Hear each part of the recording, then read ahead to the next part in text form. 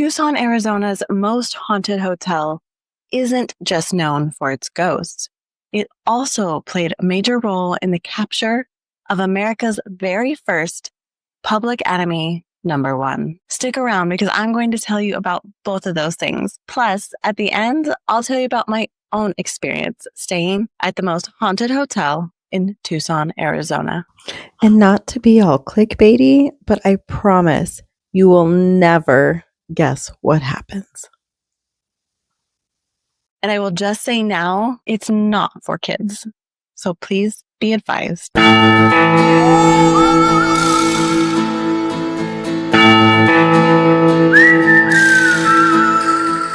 Years before earning its reputation as one of Arizona's most haunted, Hotel Congress was a beacon of progress and innovation. In 1880, Southern Pacific Railroad's Transcontinental Rail Line made its way to Tucson, Arizona. A railway station was built just off Congress Street, which was something of an epicenter in Tucson at the time, predominantly because that was where Congress Hall Saloon was located. Congress Street was named after the saloon. Fun fact. But what's so special about this particular saloon, you may wonder? Well, I'll tell you. It's where Arizona Territory's legislature held unofficial meetings, so a lot of super important business happened there. I don't know if you know this, but Tucson was actually the capital of the Arizona Territory for a 10-year period from 1867 to 1877. Another fun fact for you. So the new railway station in 1880 was huge for Tucson because it connected the little old Wild West town to the rest of the developing country. It gave Tucson an economic boost as the railway expanded its ability for trade and commerce. That then brought an influx of new residents and businesses. So much so that in 1907, the Southern Pacific Railway Station got an upgrade from the original 1880 station to accommodate the increasing passenger and freight traffic. Another quick fun fact / mild detour, the 1880 train station is where Wyatt Earp killed Frank Stillwell as revenge for Frank killing Wyatt's brother, Morgan Earp, after the shootout at the OK Corral. I haven't done that story because I feel like everybody knows it, but if you'd like me to, I will. Just let me know in the comments. In the meantime, go watch the 1993 movie Tombstone because it's amazing. R.I.P. Val Kilmer, forever the best Doc Holliday. I'm your huckleberry. I will not be allowing any criticisms of that point. So, back to 1907. With the newly upgraded railway station and increased rate of passengers, Tucson also wanted to upgrade their downtown scene. Congress Street was already considered the business hub of Tucson, so the upgrade and expansion largely centered around that. In 1909, Congress Street got a streetcar, and then in 1913, the street was paved.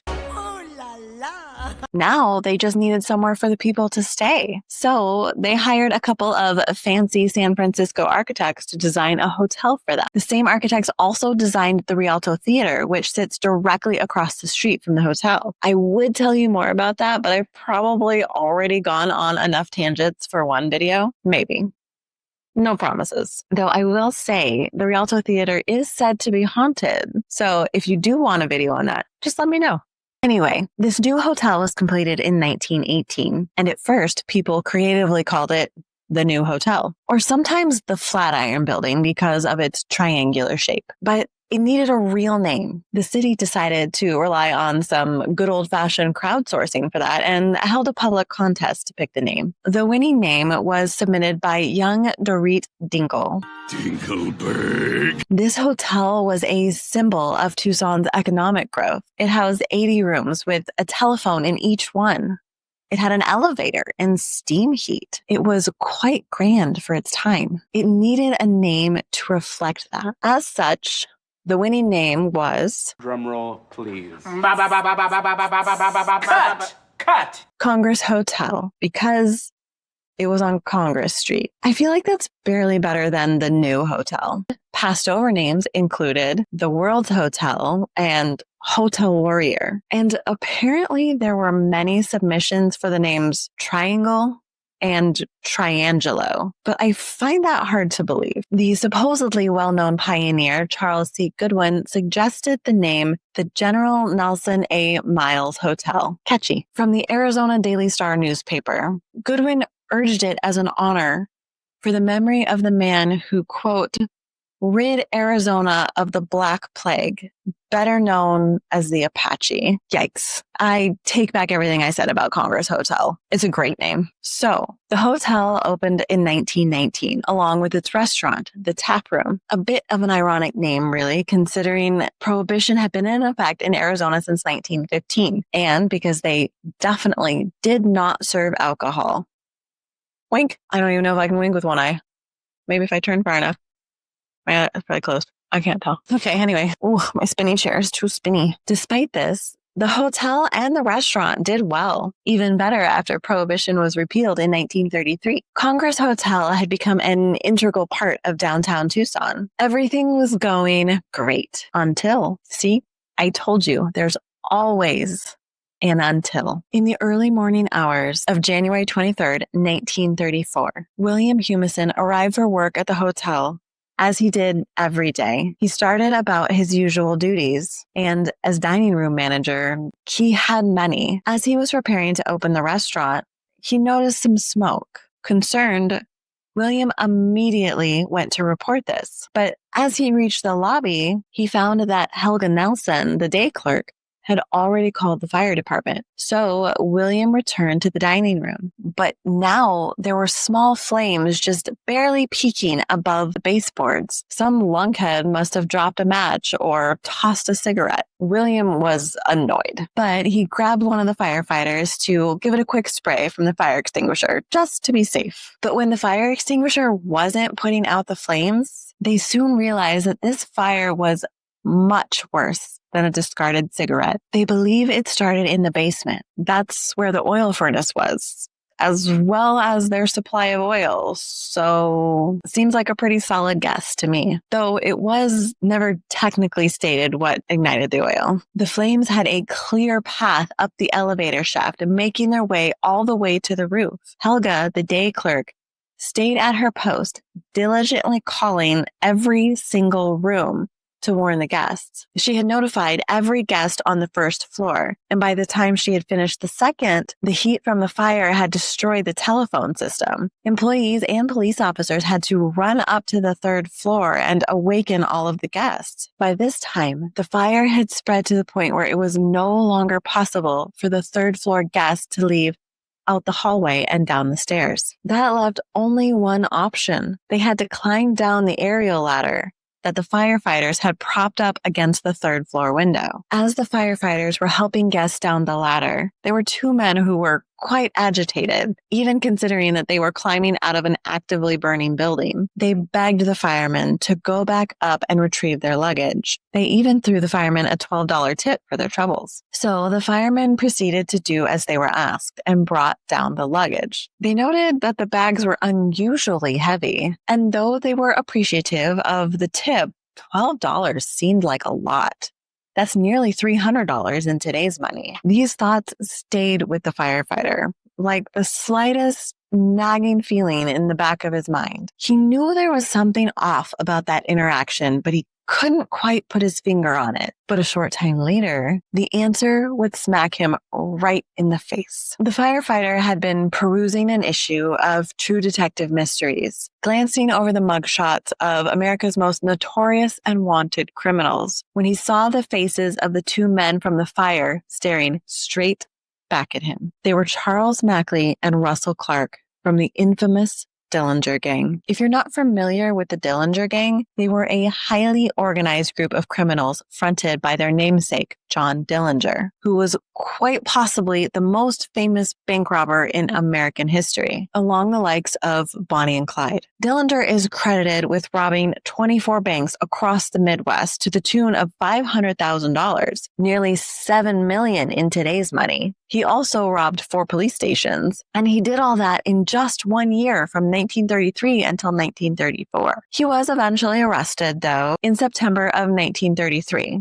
and put in the Lima County Jail, but then he escaped 3 weeks later. Despite his undeniably impressive crime spree, people loved him.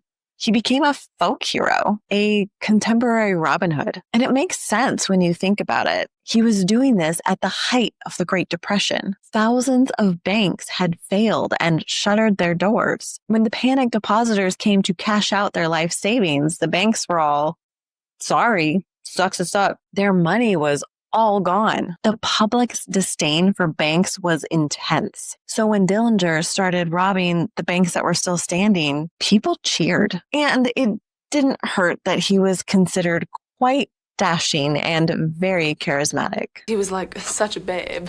Plus, he made for amazing headlines, and the media loved that about him. He was regularly splashed across the front page of newspapers. Some businesses even used him as an unsanctioned celebrity endorsement. But the more the public adored John Dillinger, the more authorities loathed him. J. Edgar Hoover, with his newly formed Bureau of Investigations, note, not yet the Federal Bureau of Investigations, was desperate to make an example of him. In April of 1934, Hoover made John Dillinger the Bureau's top priority, officially labeling him as public enemy number one, America's very first. All that to say, catching Dillinger was like a really big deal. So when that firefighter realized that he had helped two members of Dillinger's gang escape from the burning building, he quickly notified the authorities. The local police immediately set to work and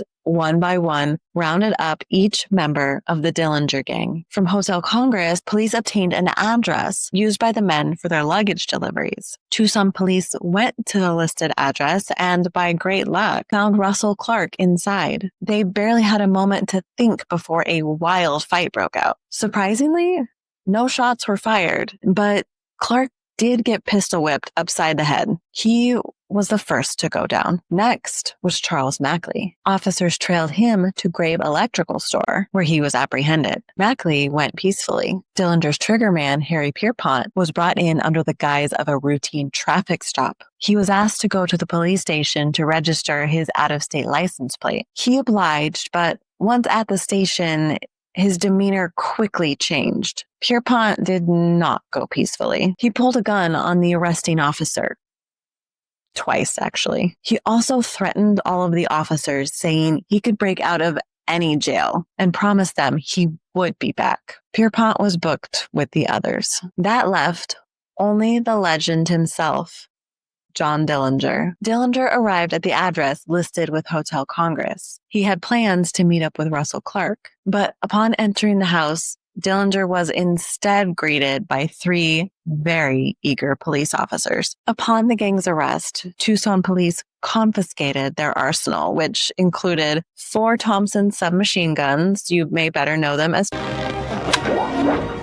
Tommy gun! 2 Winchester rifles mounted as machine guns, 5 bulletproof vests of the latest and greatest design, a handful of pistols, some brass knuckles, some handcuffs, and $27,000 in cash, which would be over $600,000 today. And as the Arizona Daily Star put it, enough ammo to run 3 Mexican revolutions. Their arrest caused mayhem in this small town. From TucsonWeekly.com, about 2,000 Tucsonans gathered outside the courthouse for the arraignment on the morning of January 26th, hoping to catch a glimpse of Dillinger and his cronies. The scene was chaos. Every move made by the handcuffed bad men was accompanied by the clicking of cameras and exploding flashes. At least 30 police stood watch inside and immediately outside the courthouse, anticipating that Confederates of the gang might try to spring them. With a once-in-a-lifetime story on their hands, reporters fought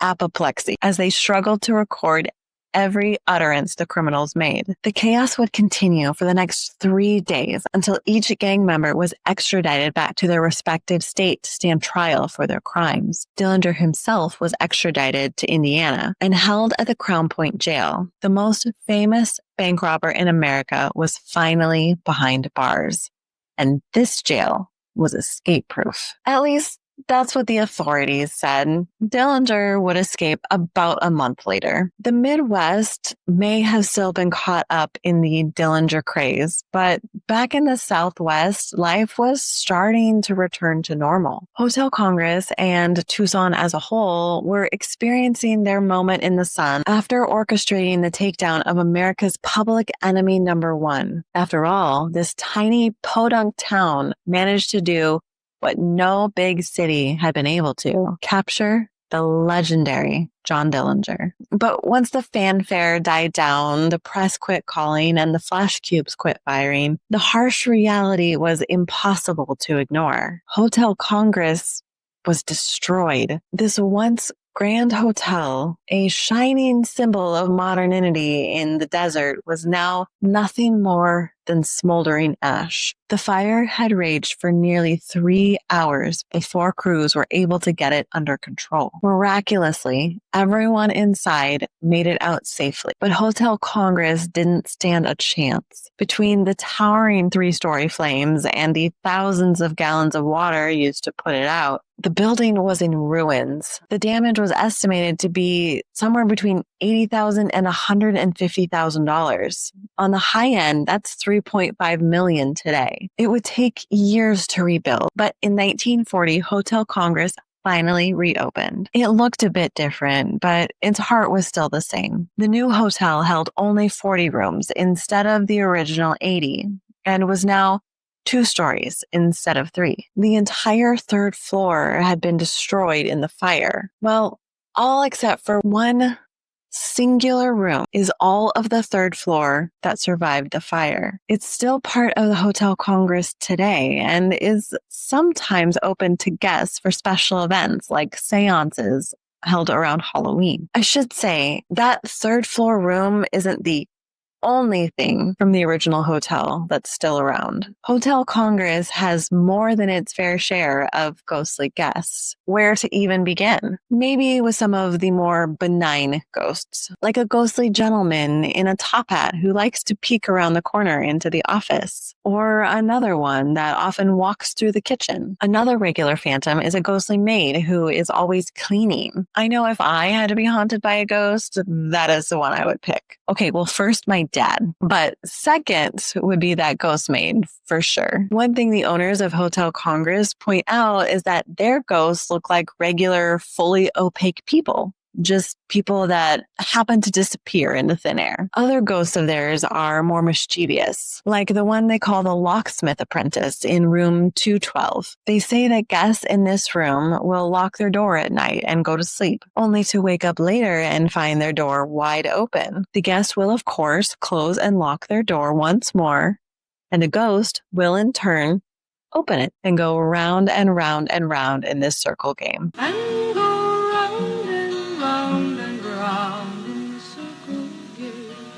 That is, until the guest gets fed up and just leaves the door open, at which point the ghost will pull the old switcheroo and start closing it instead. Room 219 has a different door locking ghost. This one locks the bathroom door from the inside, which really doesn't seem like the worst thing until you find out that there's no way to unlock the door from the outside, and the whole door has to be removed at its hinges. The ghost of room 220 still falls into the "that doesn't seem so bad" category of ghosts. This particular specter is believed to be one Vince Zuda, long-term resident of Hotel Congress. In fact, he was the very last remaining long-term resident. He came to Tucson and moved into Hotel Congress in 1965. He paid $80 a month to live there, and he would continue to pay that same amount until he died in 2001. By natural causes, I might add.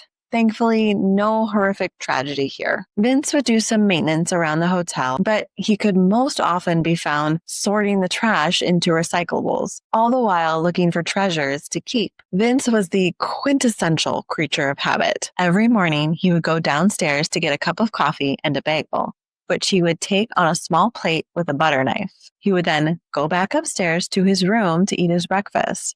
And then he would leave his used dishes outside his room. But he would keep the butter knife. These he would often use as tools when fixing things. He also just liked to collect things. After his passing, the staff would still find butter knives outside his room, as well as all around the hotel in all sorts of unusual places. Now, these last couple ghost stories are less lighthearted. I'll start with the Victorian gentleman in room 214. There have been many reports of seeing a gentleman donning fashionable clothes from a bygone era. He's described as wearing a seersucker suit, which, admittedly, I had to look up. They are suits made from seersucker fabric. You're welcome.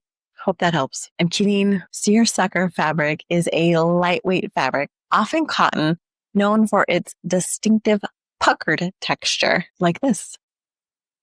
In the 19th century, it became somewhat synonymous with railroad stripes because railroad workers would often wear uniforms made from seersucker fabric. Think of the cap worn by a train conductor. As such, a suit made from seersucker fabric was looked down upon and considered a poor man's suit. That's coming from the Gentleman's Gazette, so don't blame me. But then again, Men's Warehouse says seersucker suits are a must-have for any gentleman looking to stay cool and stylish during the summer months. So, there you go. What was I talking about again? Oh, the ghost. So, this broke-ass ghost in his poor person suit. Kidding. But many people have reported seeing a man in a seersucker suit, sometimes with the top hat, sometimes without, either in the hallways or more commonly looking out the window from room 214 down at the plaza below. Now, poor person suit aside, that's not the concerning part. The concerning part is how this ghost became a ghost. Most of the sources I found don't even mention his backstory, just that this old top hat guy in his puckered suit keeps looking out the window. But TucsonArchives.org does talk about it, at least a little. According to them, back on April 1st of 1931, this man had been playing poker with some other gentlemen somewhere on the second floor of the hotel. Things got heated, as they so often did during these Wild West poker games. And next thing you know, this man had been murdered and the other guys were shoving his lifeless body under the bed of room 214 so they could get back to playing cards. You know how these things go. That brings us to room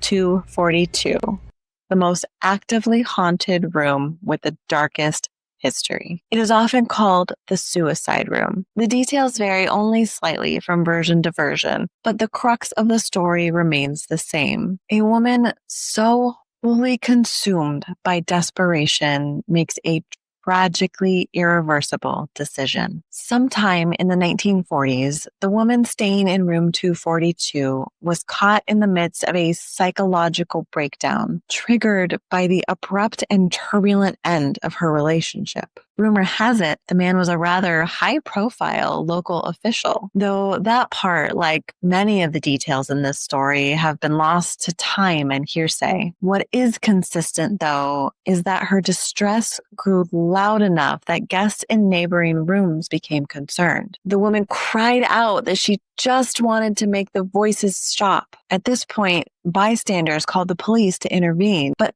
this only escalated the woman's episode into a standoff with the police, which some believe is what she actually wanted, to end her suffering by suicide via police. Ultimately, though, she chose to do it herself. A single bullet hole in the closet of room 242 is a visceral reminder of the tragedy that occurred that day. But it's not the only reminder. Many believe the woman still inhabits room 242. Guests in the room have described the air as feeling cold and noticeably heavy, as if her grief became its own entity, weighing down on everything within the room. Others have heard whispering in their ear when no one else is around. The most common story, though, is guests suddenly waking to find a woman in a long white dress sitting at the foot of their bed, watching them sleep. The most unfortunate guests have felt a presence lying in bed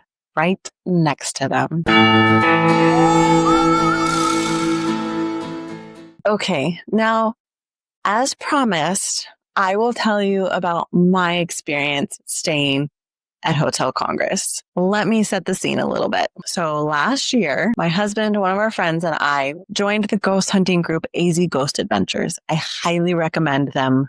Super fun. Anyway, we joined them at their hunt at Acadia Ranch Museum in Oracle, which is about an hour outside of Tucson. So my thought process was we top off a night of spooky ghost hunting with a spooky overnight stay in a haunted hotel. Perfect weekend, right? I know. I even made sure to book us in the haunted rooms. My husband and I had room 212, the locksmith apprentice room, the one with the mysteriously opening door. And our friend had none other than room 242 itself. So back in Oracle, we spent a good 6 or 7 hours exploring this 140-year-old ranch property, using all of the standard ghost hunting equipment, the EMF readers, spirit boxes, all that fun stuff. And we had some really cool experiences, some of which I can't entirely explain, but that's not for this story. This story is about Hotel Congress. All in all, it was a really fun night in Oracle with AZ Ghost Adventures. The not fun part was the hour drive back to the hotel. By the time we got there, it was about 2:30, 3 o'clock in the morning, and we were exhausted. And we were just looking forward to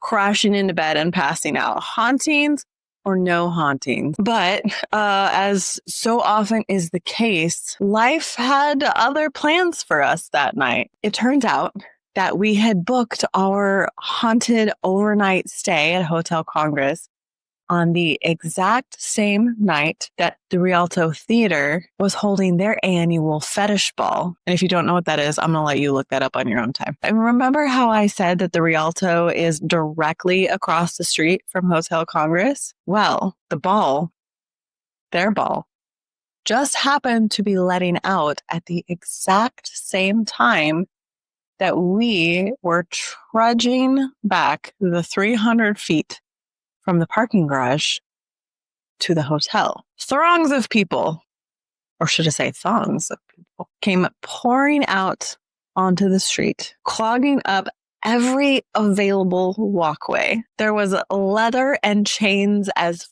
far as my poor, unfortunate eyes could see. Now, fun fact about me is I'm neurodivergent, and I'm also a bit of a germaphobe.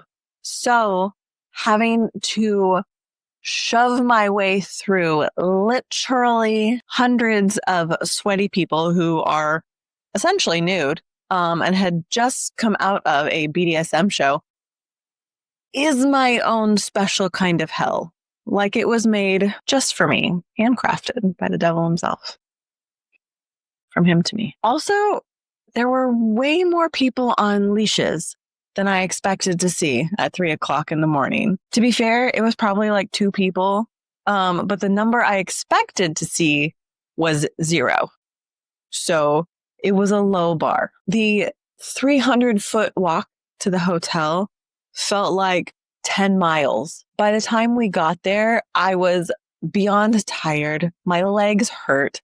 I hated everyone. All I wanted to do was collapse onto my bed. I shambled my near lifeless body over to the foot of the stairs, the finish line in sight.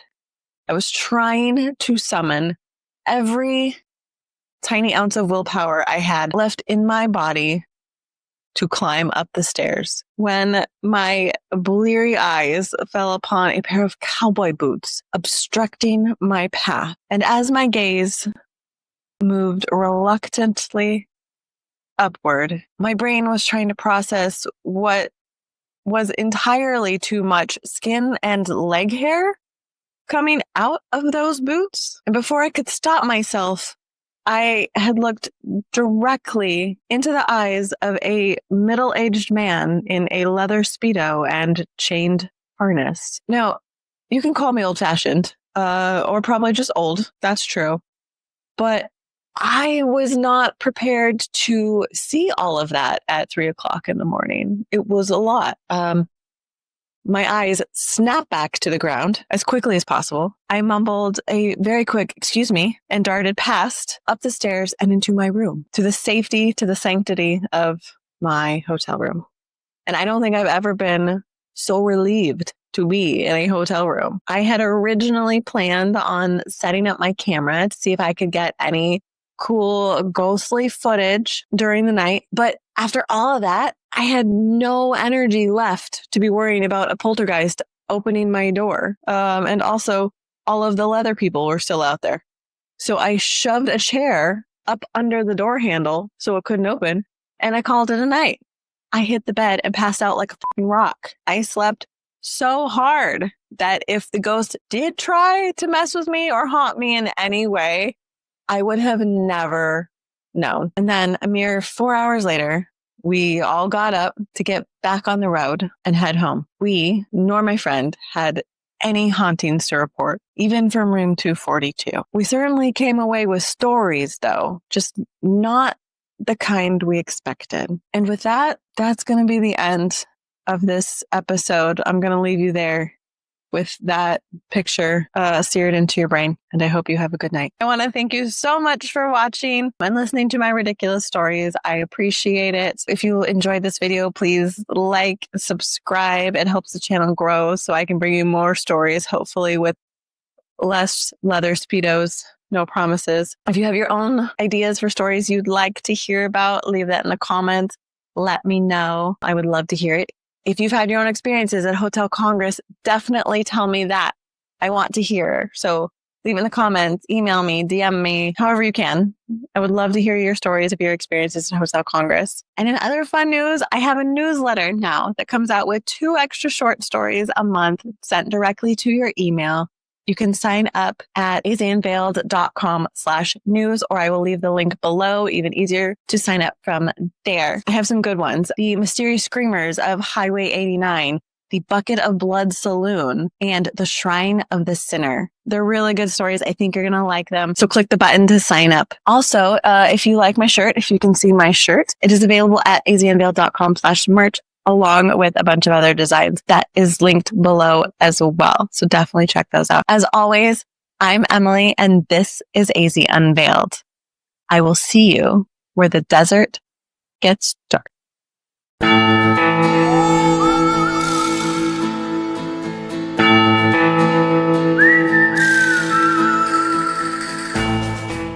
I'm going to tell you about some stuff in Tucson. The Tucsonans, as one newspaper called them.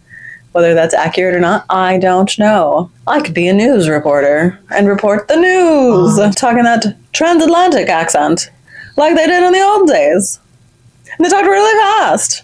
What about if I do this? Do I sound like I'm on old-time radio? Nobody ever gets that reference. One day someone will. Okay, anyway.